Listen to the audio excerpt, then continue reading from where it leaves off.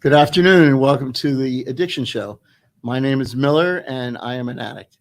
And I'm delighted to have in the house today Mich Fernandez. Welcome, Mich. Thank you for the invite. It's wonderful to have you here. We got a lot of work to do in only half hour, so let's get right to it.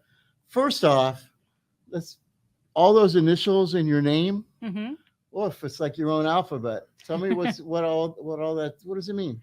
So the RCP stands for Recovery Coach Professional. Okay. And the CRPS-A stands for Certified Recovery Peer Specialist for adults. For adults. For adults. Is it separate for children? They have for youth. They have a certification specific for family members, right, loved ones, and they have a certification for veterans. So let's start right there. You know, the theme of the show today is about being a peer specialist.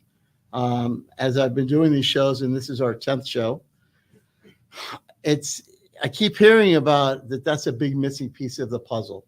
So let's start out with, what is a peer? We'll get to you and your story, but let's start here first, right? But what is a peer, and why is that important? So take it there. Absolutely. So a peer specialist is a person with lived experience, right? And we've gone through a series of trainings, okay, to develop a certain skill set in being able to meet persons where they're at. And I can go into what that means briefly. But we go through the series of trainings and you know, to be able to get certified. Specifically for me, it's through the state of Florida. Okay, and why it's important, and you know, really the peer specialist role is being recognized as a professional role. And I always emphasize the piece of the lived experience, because stop for a minute. Okay. All right. So let's start with lived experience. Okay. It's like, the code words, lived experience. Does that mean you're an addict, you've been arrested, you've been beat up, you use drugs? And talk to me, what is lived experience? It sounds pretty. So for me specifically, is it dumpster diving? What is it? No, so I'm a person in recovery from substance use. You also have peer specialists that focus on mental health. Okay, so for me, it's with that substance use piece. So my lived experience is, you know, being able to bring that into conversation with another person, with everything that I've been through when I was actively drinking. A peer specialist, once they're certified, and we'll get to that, let you read or whatever you need, what do they actually do that's important? What do they do for the other recovering people? What is that role in the new? So bullet points world? Is that we serve as a mentor, we serve as a guide. We can help them build, goal settings, develop strategies. It's like a mentor, a big brother, sister. What I like to say is that, you know, the individual is in the driver's seat and I'm in the passenger seat, because ultimately my recovery can look different than somebody else's. We connect them to resources, you know, that are part of their wellness plan, you know, so we make those connections. We introduce them to the recovery community, you know, and again, really being able to serve as that source of support for them, you know, throughout that process. So when I went to treatment, which I did, that was the discovery, and then the meetings or the recovery. The first sign I remember seeing, because there's a lot of slogans in recovery, was "You are not alone." Mm-hmm. However, there were times then that I felt alone. They told you to keep busy, but I had nothing to do. They told you to make friends, but I was afraid you would talk to me, and I was afraid you wouldn't talk to me. So, as a peer specialist, ease the way for that person, especially in new recovery, to say Absolutely. It's going to be all right? Absolutely. And again, we go back to that lived experience, meaning there is a different level of depth and effect when you're able to look at someone and say, I've been there. I understand. I hear you. You know, because when it comes to substance use, that's not a conversation that you can necessarily have with everyone. We know that the statistics for and we'll quote a couple statistics today, but for people that seek recovery, those statistics suck. How so? The amount of people seeking recovery that actually stay clean for 18 months Correct. are like 1 out of 18. It's tragic.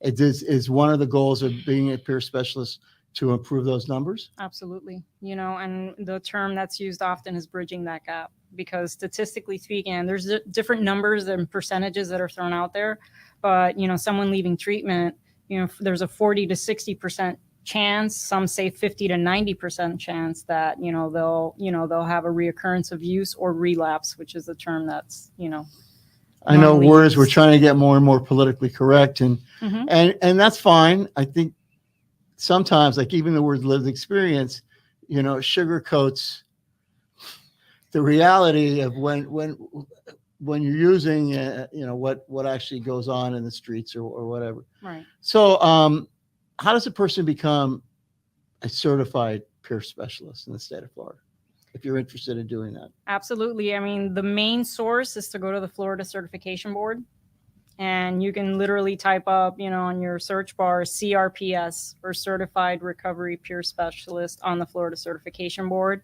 and the instructions and everything that you need to do will just pop up.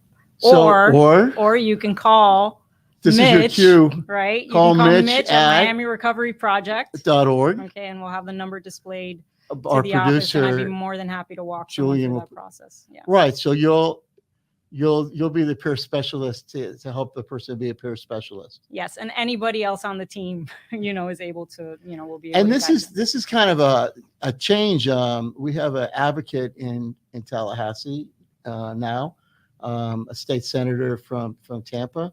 Senator Roussan. Senator Roussan. I've given him a shout out before. I'll give you another shout out, Senator Roussan.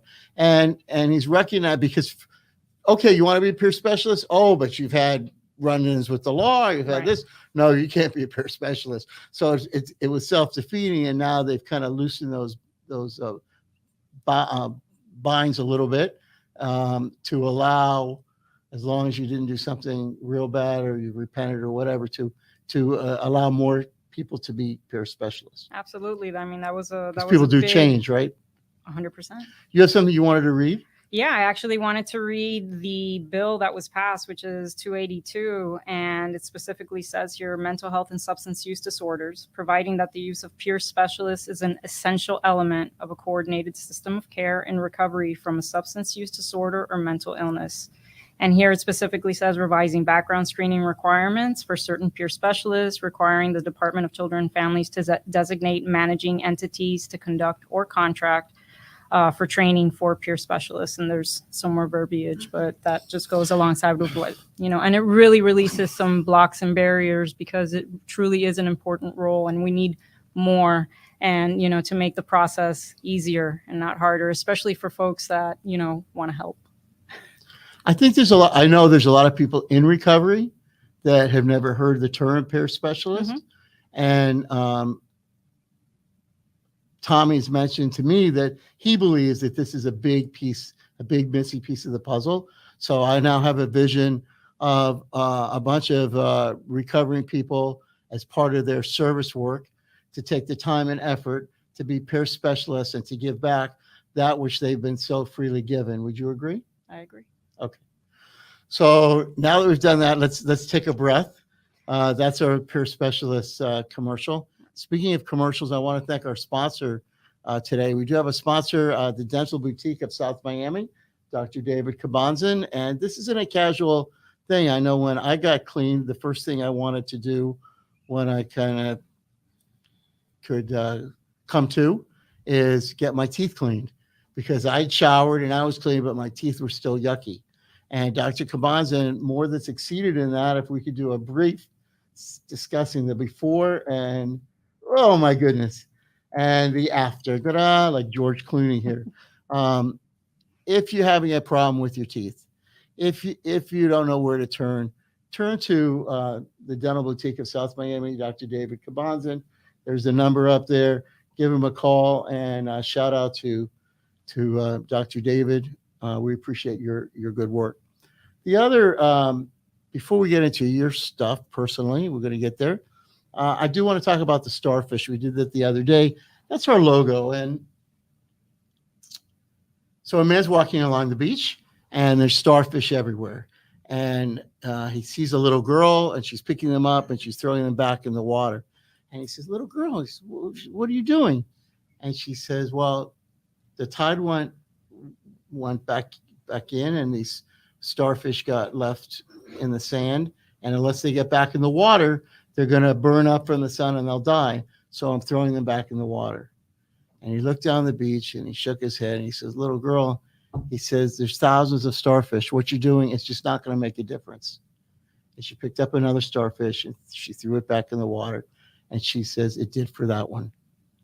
And I know this is a tall mountain that we climb, people that are, try to give back in recovery. Mm-hmm. We lost 108,000 last year to overdose addiction. We lost another 80,000 to alcohol-related stuff. And in 20 years in Vietnam, we lost 58,000. You can go to the wall and count them. It's all tragic. But you get twice that number each year now dying from overdose. And I know a lot of parents who their kids in their 20s died in the bathroom with a needle in their arm. So this is, I guess, a little commercial for Miami Recovery Project, which you're a hardworking, very proud to be part of. Yeah. So you guys do peer specialists, you do support meetings, mm-hmm. You do overdose awareness and training and Narcan, free Narcan distribution. Absolutely. And that can just, a person looks like they're dead, and in many cases, a couple of of Narcan, and it buys you enough time to get emergency help. Emergency in help. hopes that you will continue to seek help and connect with someone that can help you. Absolutely. Speaking about so thank you, Miami Recovery Project.org. We appreciate your good work. I believe and I've expressed that you're the hub of this wheel of recovery. There's all these wonderful 501c3s out there, and we've had a number of them on the show, and we'll have more that are operating in their own silo, that we're looking to connect together to the hub of the wheel and get this wheel turning for positive recovery. One of those connections actually was from you guys to the Sandler Center over at the University of Miami, mm-hmm. Rachel Askowitz. And as a result of that connection, tell us what's going to happen in August. So August 31st, we will have overdose awareness. We will have an event there recognizing, and the month of August is Overdose Awareness Month. So we'll have an event on August 31st, as I said, but definitely visit our website. There's certain details that are still being worked out, but it's going to happen, and we would love for the public to join us in recognizing those that have passed. So the audience here for this is not only the public, but the other recovery providers. If they'd like to have a table there and share information, Tommy would be better to answer specific No, we've spoken about it. Okay, so cool. They can call more than I do. They can call you guys, and Right. We'll work something out. But we'd like a community response and a community involvement, especially and including also the county if possible. We're going to work with the mayor's office to I would love that. I mean, the reality is that Miami Recovery Project is active. We're present. So the most support that we can receive will better facilitate us in serving Miami-Dade County. Great. Now let's talk about Mich Fernandez. So how much time do we have? We have about 12 minutes. We're good. So we'd spoken last week, kind of did a little pre-interview, and a couple of things about your story fascinated me. One is that you were a late bloomer and you had a couple of phases. So I know I started using, in my teens as early as I could think I wouldn't get caught. Give us a brief Mich story here. Yeah, so my drug of choice was alcohol. Other drugs played a very important role early on, but alcohol is what stuck through. for me. But yeah, my alcoholic drinking didn't really materialize, until the age of 30. So I was a late bloomer, so to say, but I made up. I mean, the progression for me was within, when I play that tape back, was within 6 months. And my journey, lasted about 12 years. By God's grace, I celebrated, March 17th, 4 years in sobriety and recovery. Congratulations. Thank you. But it took a lot of hard work, and a lot of bumps and bruises.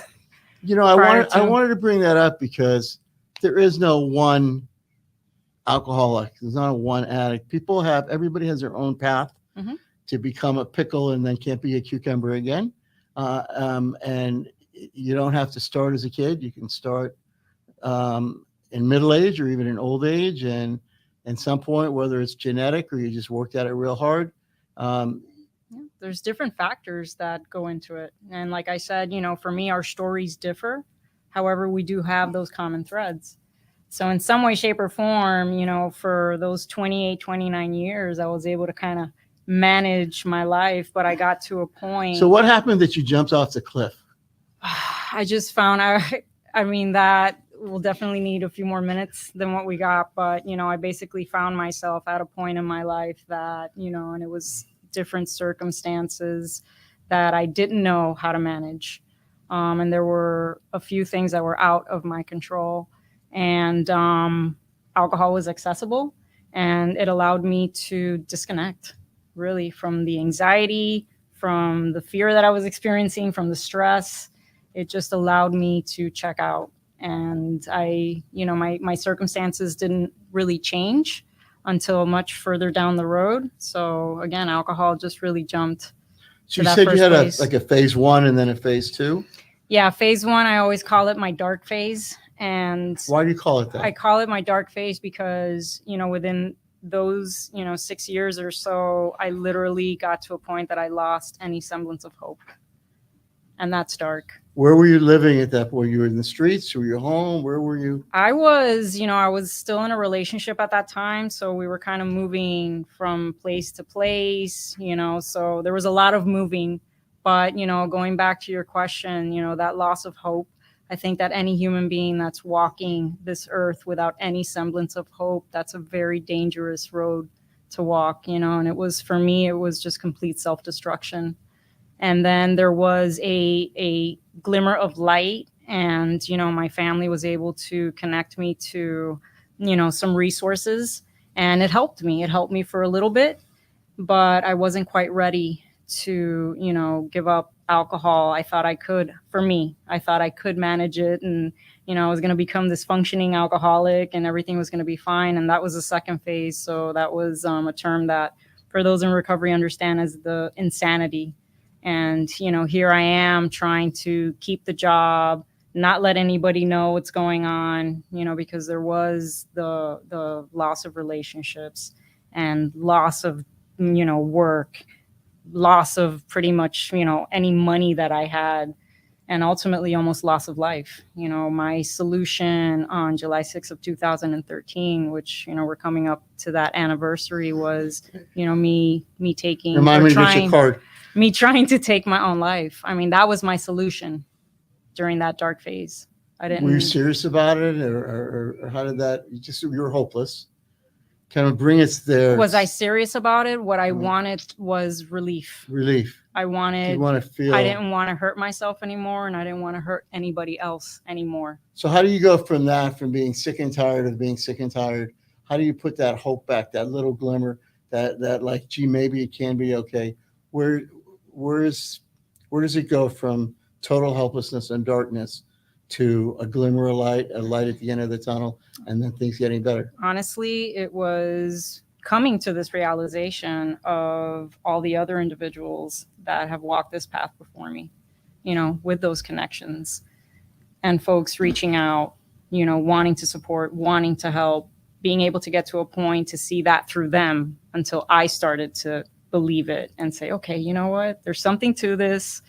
Maybe I can do it. And then, to where I'm at today, having that self-worth, not even self-confidence, to know that I can.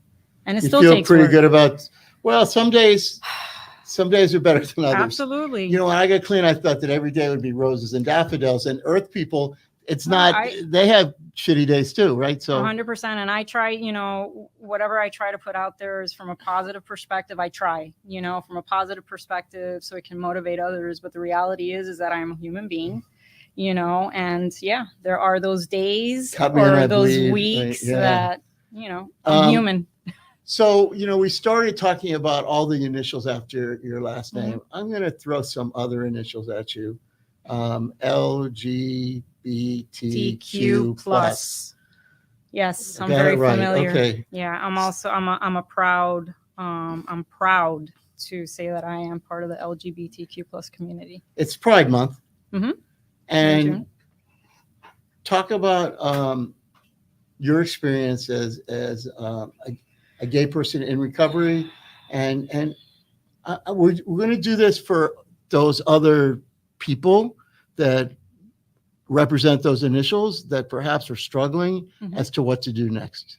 I mean, my journey, that's a separate, conversation to have, but I certainly... We're going to have to change it from a half-hour show to a mini-series. Yeah, it's a mini-series. All right, go ahead. I definitely, I faced many adversities as a lesbian, and, even getting up to this point of publicly, disclosing, my sexual orientation and my identity, which I am proud, because again, at the end of the day, I'm putting that to the side, right? For other individuals that are struggling, that are in fear, that are facing discrimination or stigma, even with substance use. The LGBTQ plus community, is at a 30% higher rate than, and these are the last numbers. I'm sure they fluctuate, but the reality is... Why do you think that is? Because of the emotional piece of, of what, I'll speak for myself, that certainly played a role. As I later found out when it came to my alcoholism, having to face the adversities, as far as, being discriminated, having to literally live a double life. I did that for 15 years of my life. Did you play Let's Pretend? Did I play Let's Pretend? Is it like, in other words, did you try to cover up your sexuality or? No, I didn't. Not necessarily. I see where you're going with that, but more of the emotional and the mental piece that was, not being able to have a conversation with those closest to me. Like, hey, this is what's happening in my life. Something as simple as that, but could be so meaningful. You have a lot of families that, shun their loved one away because they just, out of ignorance or lack of understanding. For me, bringing that educational piece or just being able to have a conversation, you don't have to agree with me, but at least, let's respect each other enough, right? It could be such a game changer for many people in their lives. Are there like specialized meetings so people that LGBTQ plus have in common that they can get support from? Absolutely. There's many wonderful organizations out there and folks that are advocating. So there's resources. We have, a great relationship with some, and we're continuing to develop relationships with others. So again, not, plugging Miami Recovery Project, we can certainly link someone. Really? If they just call the office, we'll direct you on who you can connect with specific to. When I talk about Miami Recovery Project, it's like I usually put, if you are a person suffering from addiction and you don't know where to turn, or you have a loved one suffering from addiction, you don't know where to turn. So you guys, and maybe it's a big burden to put on y'all, but it's what we do. You pick up you never know when that phone rings, what's at the other end these days. Correct. So it's, like I said, it's what we signed up for. We're here. We're here to support. We're here to help. We're here to guide. And we'll figure it out together. Going back to what you mentioned about you're not alone. So, producer, we don't have a countdown screen. How we doing? Sorry, we have a little technical difficulty. The machines are only human, so that's all right.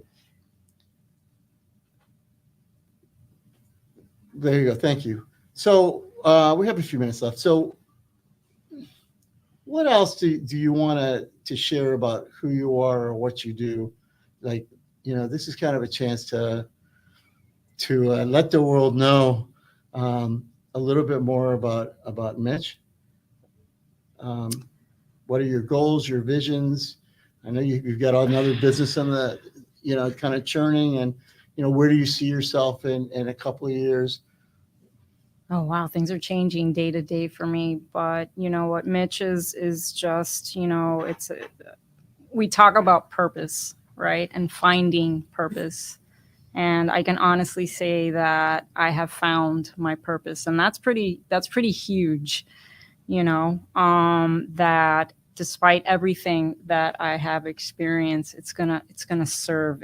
There's a plus to that, So for me as a person in recovery, it's my life. It's my identity.